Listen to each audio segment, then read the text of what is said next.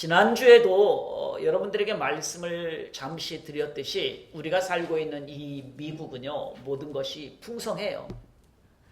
제가 처음 미국에 왔을 때를 기억을 합니다. 오니까 진짜 모든 것이 다 컸어요.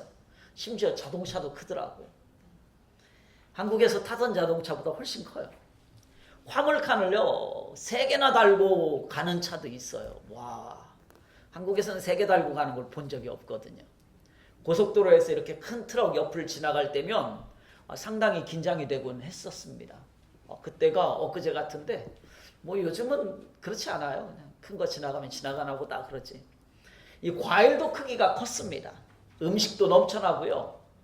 음료수는 먹고 싶은 만큼 리필해도 그것에 대해서 아무도 관심을 두지 않아요. 너 먹나 보다 그냥 그러고 끝나지.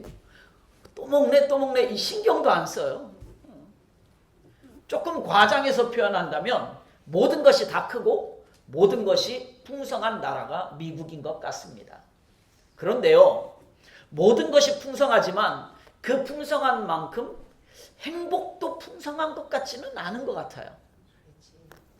그 무엇인가가 갈증을 느끼고 부족함을 느끼는 사람들이 또 의외로 굉장히 많더라 이거죠. 그래서 그런지 사람들이 갈증과 부족함을 해결하려고 마약을 하는 사람들이 매우 많이 있어요. 그리고 잠시 내가 한 놈만 팔면은요, 내 것을 빼앗아가는 사람들이 얼마나 많은지 몰라요. 또 다른 사람들의 것을 너무나 쉽게 훔쳐가는 사람들도 얼마나 많은지 몰라요. 길거리에 보면 홈리스들도 참 많이 있어요. 모든 것이 풍성한 이 나라에서 말입니다. 혹시 모든 것이 풍성하다니까 그 사람들도 풍성한가?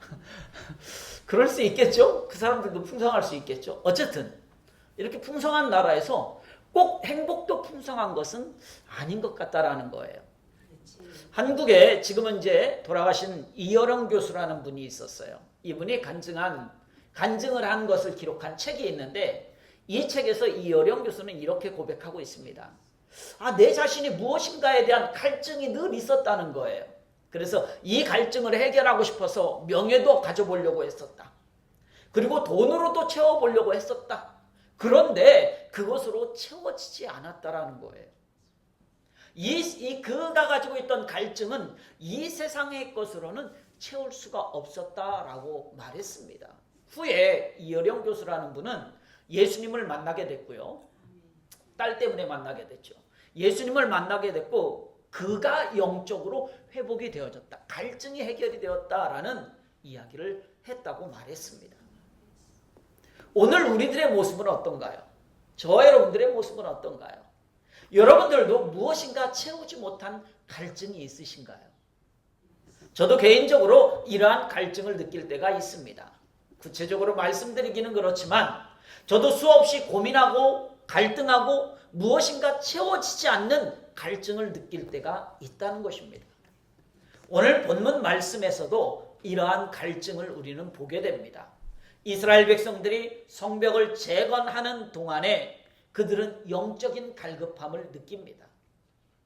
영적인 갈증이 있었다는 거예요. 오늘 본문 말씀은 이러한 이스라엘 백성들의 영적 갈급함을 어떻게 채웠는지 오늘 말씀해 주고 있어요. 오늘 본문 말씀을 통해서 나에게 찾아오는 이 갈급함, 갈증, 부족함을 채울 수 있는 그러한 복된 시간이 될 수 있기를 소원합니다. 먼저 나에게 찾아오는 이 갈급함과 부족함을 채우기 위해서 우리는 어떻게 해야 되는가? 하나님 말씀 듣는 것을 우리는 사모해야 돼요. 하나님 말씀 듣는 걸 사모해야 돼요. 우리 본문 느헤미야 8장 3절 말씀을 한 번 더 같이 함께 읽습니다. 수문 앞 광장에서 새벽부터 정오까지 남자나 여자나 알아들을 만한 모든 사람 앞에서 읽음에 뭇 백성이 그 율법책에 귀를 기울였는데 아멘. 여기 보니까 이스라엘 백성들은요 70년 동안 바벨론의 포로 생활을 했습니다. 그리고 그 생활을 마치고 다시 이스라엘로 돌아와서 성벽과 성전을 다시 재건을 하게 됩니다. 성벽을 수리하는 동안에 이들은요 수많은 어려움과 위험이 있었습니다. 그렇지만 그들은 하나님의 도우심으로 잘 마칠 수가 있었어요. 이스라엘 백성들은요 어떻게 했냐면 한 손에는 망치를 들고 고쳐야 되니까 한 손에는 망치를 들고 다른 한 손에는 칼을 들고 성벽을 재건했습니다.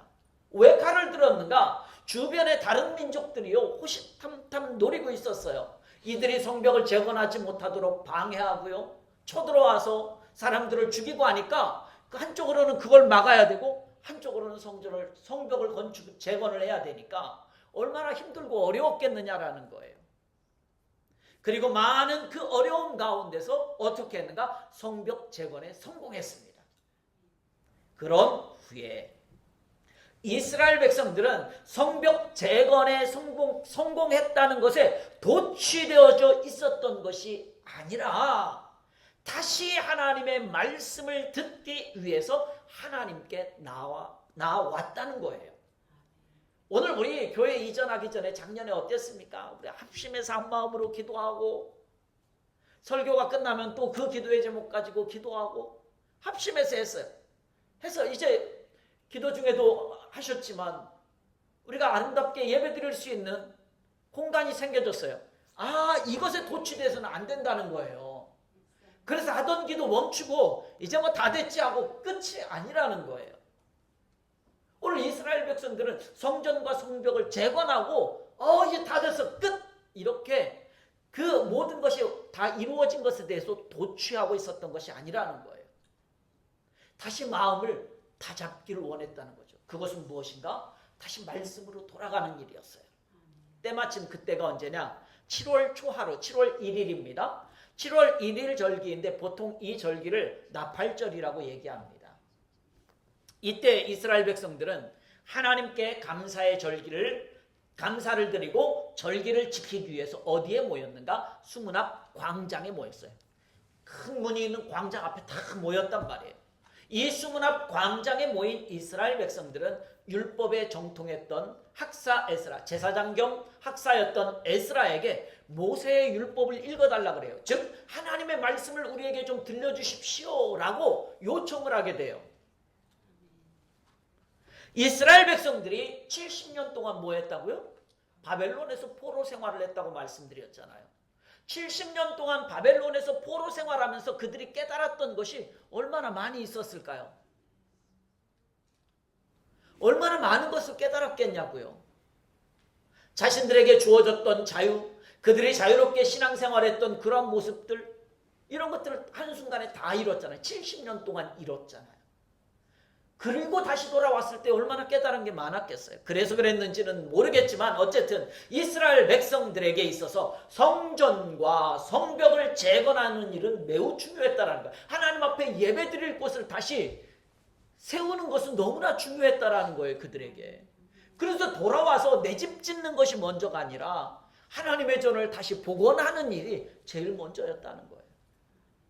수문 앞 광장에 모인 이 이스라엘 백성들은요, 그 가운데서 하나님 앞에 더 중요한 것을 그들은 깨닫게 됩니다. 하나님의 성전 중요해? 성벽도 재건하는 거 중요해? 그런데 그거보다 더 중요한 것이 있다. 그것이 무엇이냐? 그것은 이스라엘 백성들의 영적인 회복이었다는 것입니다. 영적인 회복이야말로 오늘 우리에게 있어서도 가장 중요한 일이에요. 성전이 있으면 뭐합니까? 내가 영적으로 죽어 있다면, 아무리 내가 자유로움 속에서 살고 있으면 뭐합니까? 내가 영적으로 죽어 있다면, 아무리 풍성한 곳에서 살고 있으면 뭐합니까? 그 풍성함 속에서 나에게 행복이 없다면 의미 없는 거잖아요. 그래서 영적 회복이 가장 중요한 일이었다는 거예요. 그렇기 때문에 그들은 하나님의 말씀을 듣기 위해서 지금 어디 모였는가? 수문 앞 광장에 모였는데 남녀노소를 불문하고 율법을 알아들을 만한 모든 사람들이 다 모였습니다. 이들은요 모여서 언제 모였는가? 이른 새벽부터 모였어요. 이른 새벽부터. 새벽부터 언제까지? 정오까지 남자나 여자나 알아들을 만한 모든 사람들이 다 들었다 그거예요. 언제부터요? 새벽부터 한낮에까지. 그때까지 하나님의 말씀이 이어졌지만 하나님의 말씀을 듣는데 모두 다 집중했다는 거예요. 설교 조금만 길어지면 왜 이렇게 안 끝나? 이게 아니라 새벽부터 정오까지 하나님의 말씀이 끊이지 않고 읽어졌는데 모두 다 그 말에 기울였다는 거예요. 집중했다는 거예요. 그리고 그들은 하나님의 말씀을 통해서 어떻게 됐을까요?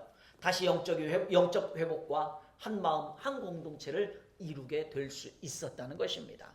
오늘 이 자리에 있는 저와 여러분들도 마찬가지입니다. 그리스도인들은요, 하나님의 말씀과 결코 떨어질 수 없는 존재입니다. 우리가 살아가는 데 필요한 것들이 매우 많이 있죠.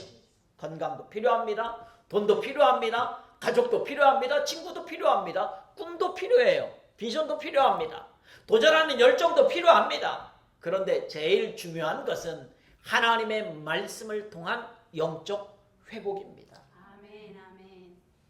오늘 우리는요, 나에게 필요한 것들도 중요합니다. 중요하지 않다는 게 아니에요. 중요해요. 그렇지만 그 전에 먼저 하나님 말씀에 귀를 기울이고 하나님 말씀을 통해서 영적인 회복이 먼저 있기를 소원합니다. 아멘. 2025년도 우리 교회의 달력은요, 성경을 통독할 수 있도록 만들어졌어요. 매일매일 달력에 적혀있는 만큼만 읽으시면 그러면 돼요.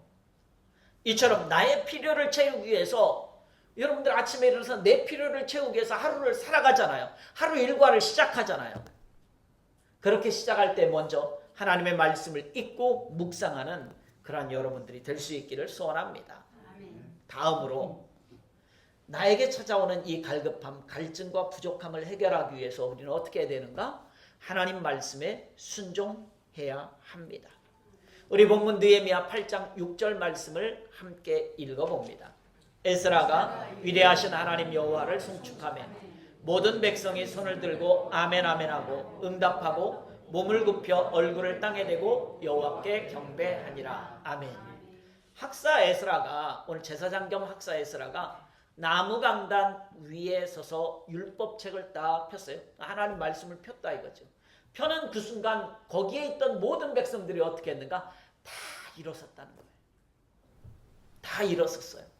이 모습은 무엇을 말하냐면 하나님께 대한, 하나님을 향한 경외심, 말씀에 순종하고자 하는 마음의 표현이 그렇게 나타난 거예요. 또한 에스라가 하나님을 찬양할 때 이스라엘 백성들은 두 손을 들고 화답하기를, 그리고 어떻게 했습니까? 몸을 굽혀서 얼굴을 땅에 대고 아멘 아멘 하고 응답했습니다.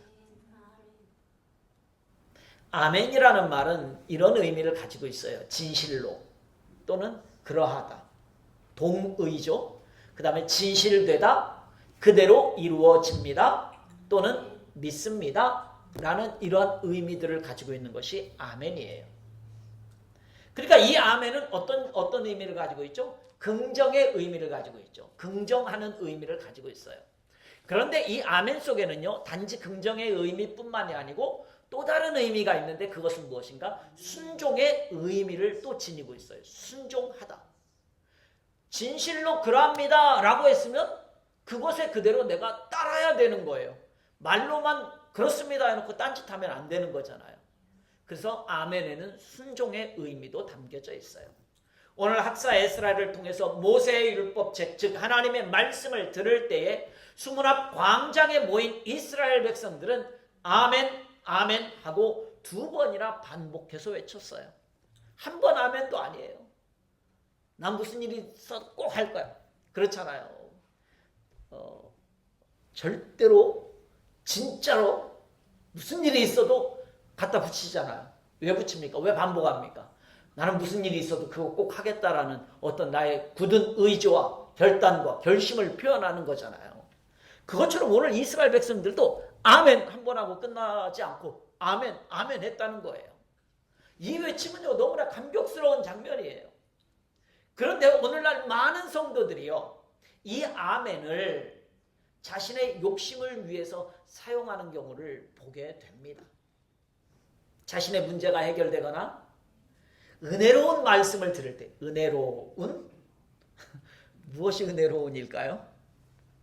이 말은 무슨 말이냐면 내 귀에 듣기 좋은 소리가, 말씀이 들릴 때 그때가 은혜로운이라고 표현하잖아요.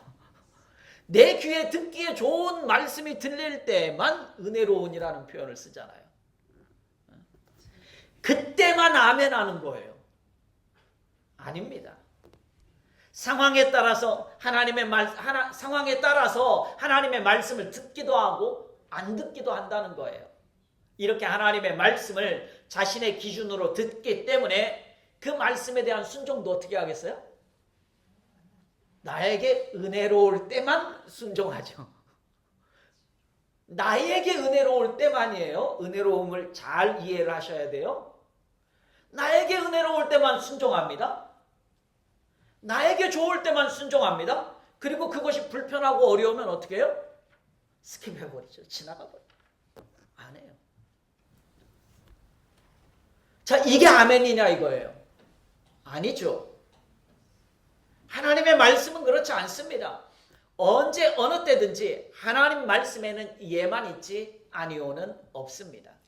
왜요? 하나님의 말씀은 언제나 진리이기 때문에 그렇습니다. 하나님의 말씀은 언제나 그대로 이루어지기 때문에 그렇습니다. 그렇기 때문에 내 욕심에 따라서 하나님의 말씀을 순종하기도 하고 안 하기도 할 수 있는 말씀이 아니에요. 자, 우리가 한 가지 더 짚어보도록 합니다. 오늘 이스라엘 백성들이 지금 하나님 말씀을 듣기 위해서 새벽부터 정오까지 어디에 모였어요? 수문 앞 광장에 모였잖아요. 거기서 하나님의 말씀을 쉼없이 듣고 있잖아요. 한 귀로 듣고 한 귀로 흘리는 것이 아니라 집중해서 듣고 있습니다. 그 긴 시간 동안 그들은 두렵고 떨리는 마음으로 하나님의 말씀을 들었습니다. 아마 그 말씀 속에는 어떤 말씀이 있었을까요? 그들이 70년 동안 포로 생활을 했잖아요. 그 이전에 왜 포로 생활을 했습니까? 죄악 때문에 그래요. 그들의 죄악 때문에. 그러면 그 말씀 속에서 새벽부터 이 낮 시간까지 말씀을 전하는데 그 말씀 속에 회개를 촉구하는 말씀이 있었을까요? 없었을까요? 저는 분명히 있었다고 봐요. 그들을 책망하는 말씀이 있었을까요? 없었을까요? 분명히 있었다고 봐요. 그들의 죄악을 책망하는 말씀도 있습니다. 회개를 촉구하는 말씀도 있습니다. 복받아라 이 말씀만 있었던 게 아니에요. 그럼에도 불구하고 이스라엘 백성들은 뭐 했다고요? 아멘, 아멘 했다는 거예요. 왜요? 하나님 말씀이니까. 회개를 촉구하고 내 죄악을 드러내고 너 책망하는, 나를 책망하는 그 말씀이 지금 들리는데 그게 듣기 좋은 사람이 어디 있어요? 저도 듣기 안 좋아요. 그런데 그 말씀이 하나님의 말씀이니까 아멘, 아멘 하는 거예요. 오늘 이처럼 우리도요, 하나님 말씀에 아멘으로 순종할 수 있기를 소원합니다. 아멘. 이게 말씀에 순종하는 거예요. 말씀에. 하나님 말씀에 순종. 마지막으로 하나님 말씀에 순종할 때 어떻게 되는가? 우리의 삶이 변화가 됩니다. 아멘. 우리 본문 느헤미야 8장 9절이 기니까 딱 잘라서 앞에 부분만 함께 읽습니다. 백성이 율법의 말씀을 듣고 다 우는지라. 아멘. 이스라엘 백성들은요, 영적 회복을 위해서 하나님의 말씀을 사모했고, 그래서 하나님 말씀을 들으려고 수문 앞 광장에 다 모였잖아요. 모여서 새벽부터 정오까지 하나님 말씀을 집중해서 들었습니다. 그리고 그 말씀에 어떻게 했습니까? 아멘, 아멘으로 응답을 했어요. 거기서 멈춘 것이 아니에요. 그들은 더 나아가서 그들은 하나님의 말씀을 듣고 모두가 울었습니다. 이 이스라엘 백성들의 울음은요, 어떤 울음이었을까요? 내 신세가 왜 이래? 신세 한탄이었을까요? 아닙니다. 그들은 하나님의 말씀을 통해서 나의 영적 상태를 확인했기 때문에 그래요. 내 자신의 본래의 모습을 제대로 보았기 때문에 나오는 눈물이었습니다. 이 눈물은요, 부끄러움과 감사예요.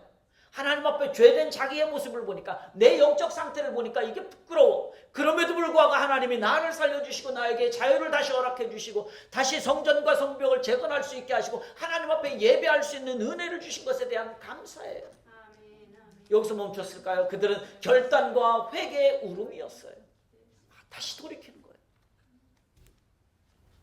오늘 우리가 진정한 영적 회복이 있다면 하나님의 말씀을 듣고 우리도 똑같이 부끄러움과 감사와 결단과 회개가 있어야 합니다.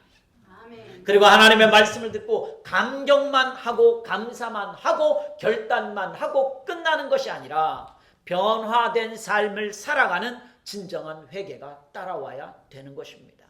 하나님께서는 이러한 진정한 회개의 삶을 살아가기를 원하시는 거예요. 우리 히브리서 4장 12절 말씀을 함께 읽어봅니다. 하나님의 말씀은 살아있고 활력이 있어 좌우의 날선 어떤 것보다도 예리하여 혼과 영과 및 관절과 골수를 찔러 쪼개기까지 하며 또 마음의 생각과 뜻을 판단하나니. 아멘. 여기 보니까 하나님의 말씀은 어디에 영향력을 미치고 있는가? 하나님의 말씀은 어디에 영향력을 미치고 있는가? 우리의 영혼에 영향력을 미칩니다. 그렇죠? 그런데 거기에만 멈추는 것이 아니라 하나님의 말씀의 영향력은 우리의 육체까지도 변화시키는 살아있는 하나님의 말씀이라는 거예요.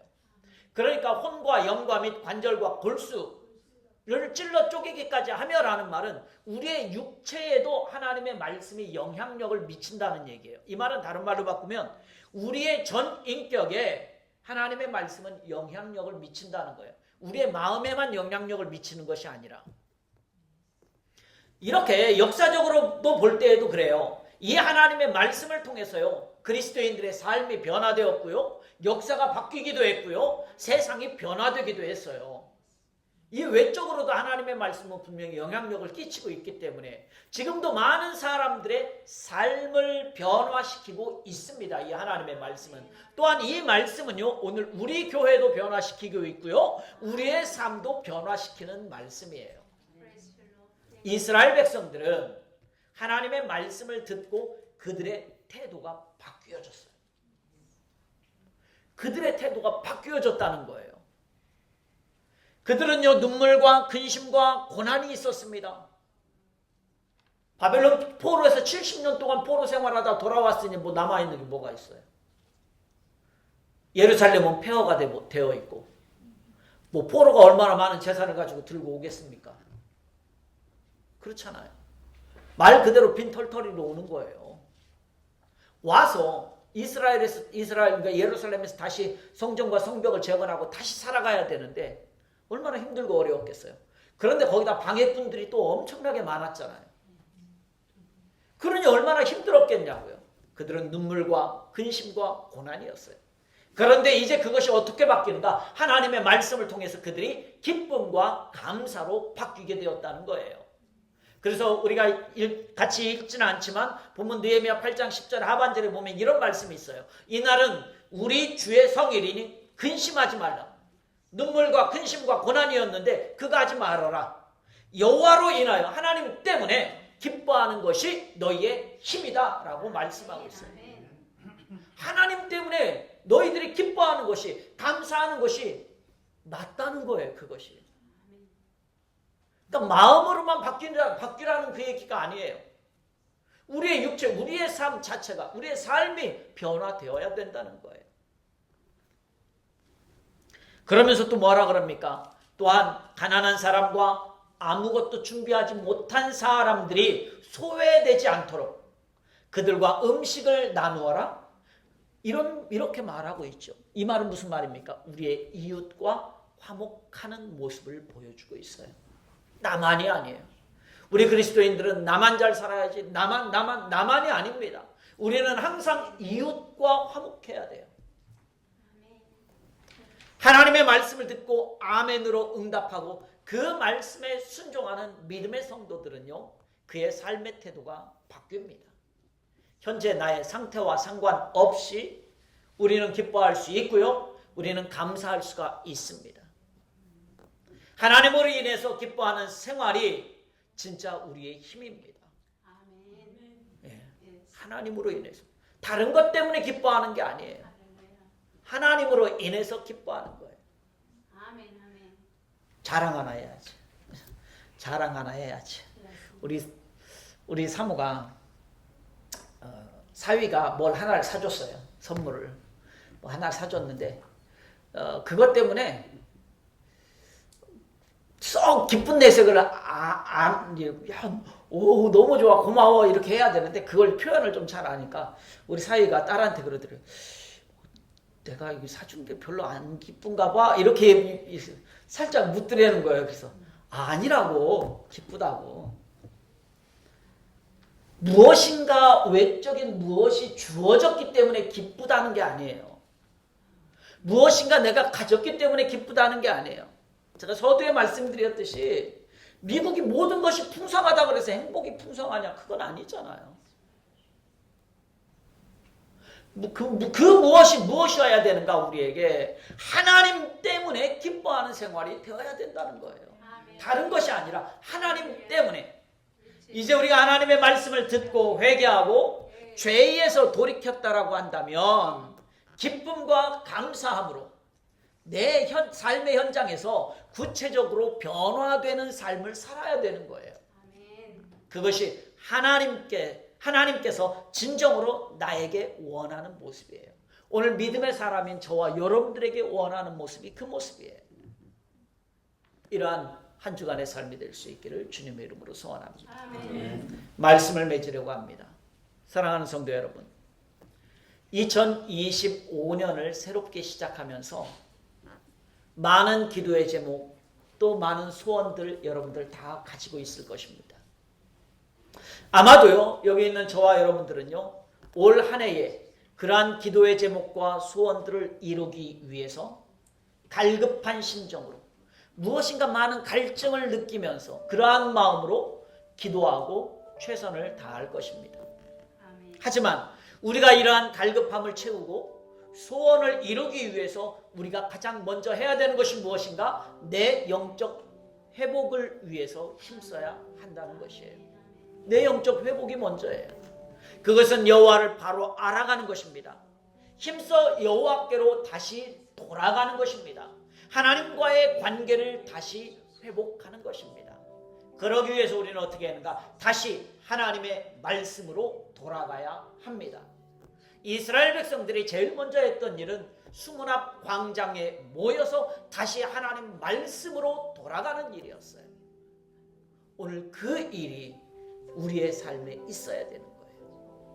이 말씀을 너는 마음에 새기고 신명기 6장에 그리고 우리는 어떻게 되는가? 오늘 본문에 있는 말씀과 같이 너는 이 말씀을 마음에 새기고 어떻게 되는가?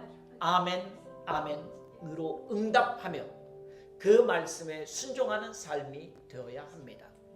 이 한 주간도 나의 영적 회복을 위해서 하나님의 말씀에 순종함으로 변화되는 삶을 살아가는 복된 한 주간의 삶이 될 수 있기를 주님의 이름으로 축원합니다.